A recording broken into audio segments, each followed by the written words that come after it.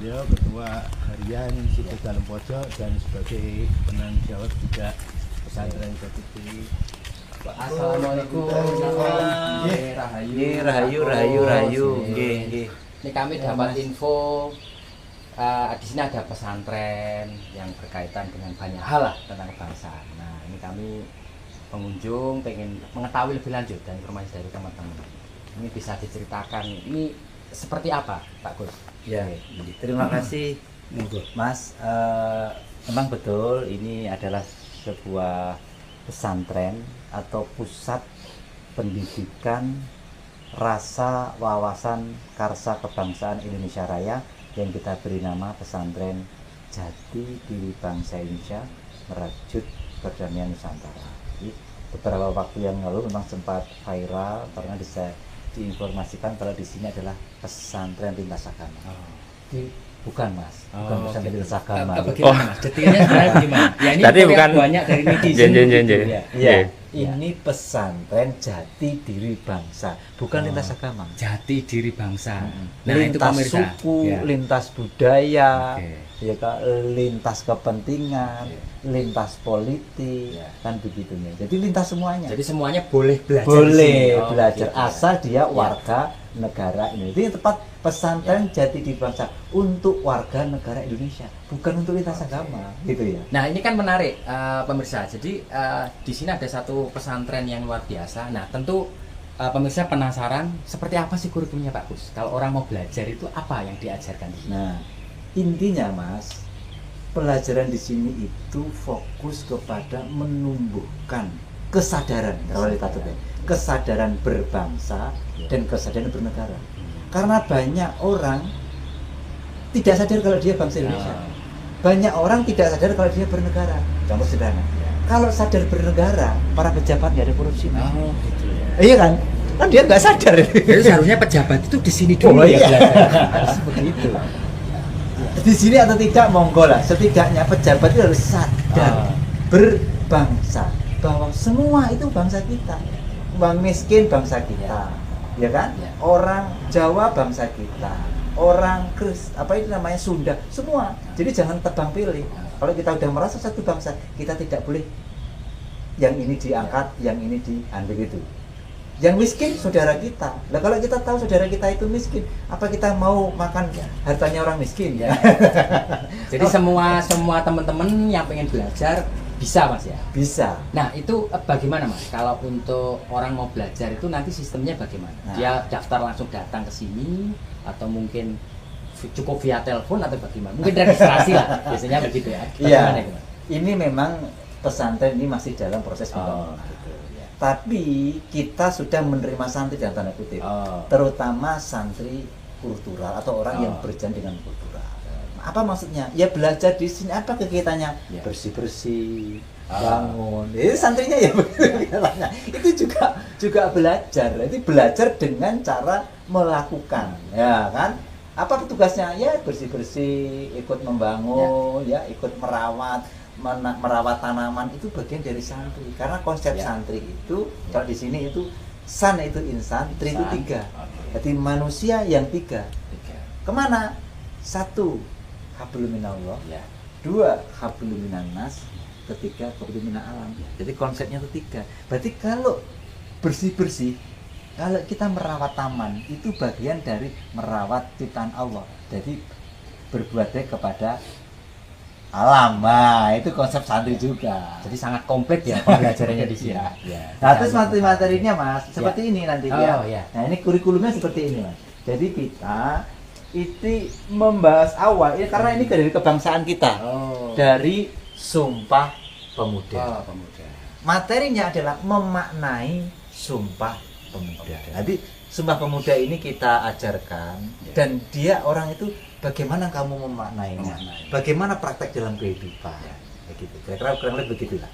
Kemudian Nah, ini ada apa Indonesia Raya? ini Indonesia Raya, 3 stanza Mas. Ya, Nah, ini menarik Pak Gus. Ini baru tahu ini. Selama ini kan orang hanya nyanyi kok satu. Lah ini kok ada 3. Bisa dijelaskan Pak Gus? Nah, iya. teman-teman. Jadi memang waktu Wage Supratman itu menulis lagu Indonesia Raya ya 3 stanza. Jadi di dalam Undang-Undang Nomor 20 itu ada penjelasan tentang bahasa, bahasa. lambang negara, dan lagu kebangsaan Indonesia Raya. Maka itu ada aturan, Mas. Ya. Boleh dinyanyikan 1 stansa, boleh dinyanyikan 3 stansa. Tapi untuk di pendidikan di sini, Ya. di stansa 2 dan 3 ini sangat mendalam. Makanya kita ajarkan. Dan memang betul banyak orang tidak Ya. tahu kalau ada ini. Kadang-kadang kita dianggap Ya. nambah-nambahi. Nah, ini saya lihat kalimatnya kan menarik liriknya ini, bagus. Selamatkan rakyatnya, selamatkan putranya. Nah, ini kan luar biasa. Kan harusnya ini malah ya. Iya, setuju saya. Pulaunya, lautnya diselamatkan semuanya. Semuanya diselamatkan. Rakyatnya juga Oh, iya, diselamatkan. diselamatkan. Dan gitu. Terus mungkin ada lagi Pak Gus. Ya. Ruangan-ruangan ini gimana Pak Gus? Bisa ceritakan konsepnya? Nah, ini dulu Mas. Oh, Ini yang kita dulu. proklamasi. Oh, iya. Ya kan perjalanan kan begitu. Oh, Jadi betul. Sumpah Pemuda Rakyat Indonesia Raya itu Ya. setelah 17 tahun setelah munculnya Sumpah Pemuda dan Lagu Indonesia Raya, kita muncul proklamasi. Ini menarik, Mas. Oh, iya. Kami bangsa Indonesia. Dengan ini menyatakan kemerdekaan Indonesia. Titik. Nah, di dalam modul kita nanti akan kita maknai. Bagaimana kamu memaknai ini? Ini dulu dimaknai. Kami bangsa Indonesia. Kan sudah ada Sumpah Pemuda Oke, tadi, kami oke. bangsa Indonesia. Dengan ini menyatakan kemerdekaan Indonesia. Di mana ini Indonesia itu siapa? Oh, betul. Opoi republik atau bangsa atau negara atau apa? Betul. Nah, ini kita maknai. Berarti yang proklamasi ini ya bangsanya ya. Nah. Berarti kalau 17 Agustus kemerdekaan bangsa. Nah, harusnya Oh, iya, begitu. betul. Tapi Nah, ini kenapa? Jadi selama ini kalau 17 Agustus, nah setelah dari penjelasan Pak Agus, harusnya kita nulisnya 17 Agustus kemerdekaan bangsa. Nah, kan harusnya begitu Pak Begitu. Agus. Seluruh rakyat Indonesia harus begitu. Nah, sesuai dengan teks Proklamasi. Nah, baru kemudian ini berbicara tentang pemerintahan, Nah. pemindahan kekuasaan dan lain-lain diselenggarakan dengan cara seksama dan dalam tempo yang sesuai. Ini kan setelah merdeka. Betul. Nah, Apa ini artinya kalau 17 itu kemerdekaan bangsa, berarti 18-nya berdirinya NKRI. Oh, dan, begitu. dan ini belum ada yang diperingati loh, Mas. Baru di situs dalam pojok. Luar biasa pemirsa ya. Kita harus rakyat Indonesia, halo, dimanapun berada, Sabang Merauke, kita harus meniru apa yang dilakukan dalam pojok ya. 17 kemerdekaan bangsa, 17 Agustus, ke-18 berdirinya NKRI. Nah, ini yang Pak Gus. Nah, selanjutnya Pak Gus, ini apa? Nah, ini pembukaan. Oh, ini undang, ya. undang. Bahwa sesungguhnya kemerdekaan itu adalah hak segala bangsa. Bangsa lagi. Semua bangsa lagi. Iya, iya. Bukan haknya republik Betul. saja.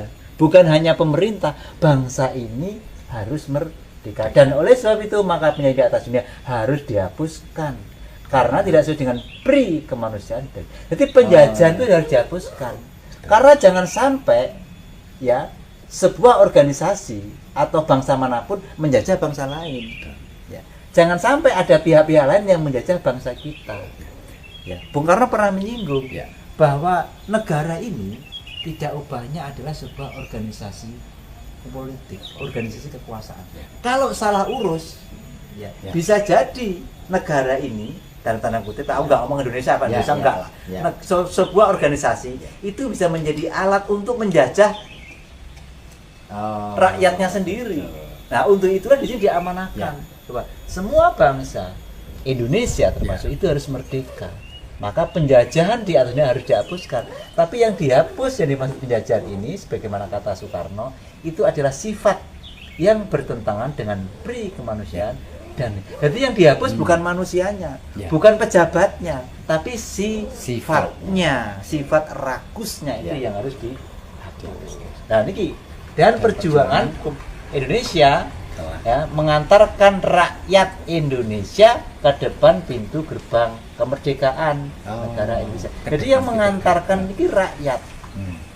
ya rakyatnya Ya. yang mengantarkan, yang menyatakan menuju Ya. gerbang negara Indonesia. Nah, Pak Gus, ini ada pertanyaan menarik dari netizen kemarin. Jadi pesantren ini kan ada di lokasi situs dalam pojok. Jadi erat kaitannya dengan Bung Karno. Bisa diceritakan, Pak Gus? Betul. Ya. Yang pertama, Mas, Betul. yang pertama Bung Karno itu kan bapak bangsa. Ah, betul.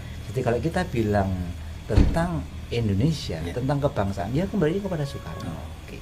Yang kedua, kalau Bung Karno, Soekarno bapak bangsa, munculnya nama Soekarno itu berada di Kediri, di situs Perdana Soekarno Kediri ini. Dan nanti kita bisa melihat ada sebuah pohon kepuh, di mana di pohon kepuh itulah pertama awal mula Bung Karno menggali Pancasila di tahun 1918. Jadi apa poinnya? Hampir semua nilai-nilai kebangsaan ini itu ada kaitan dengan Soekarno, penggali Pancasila. Soekarno, walaupun kemudian disempurnakan oleh tim 9. Perumus undang-undang juga Soekarno, dan semua terlibat, tapi Soekarno punya peranan penting. Kemudian sang proklamator kita Soekarno. Nah, tadi Pak Kus nyun sewu, tadi kan menyebut pohon kepuh. Nah, mungkin bisa ditunjukkan ke pemirsa Pak Kus, seperti apa pohon kepuh itu, nanti bisa menggali jejak-jejak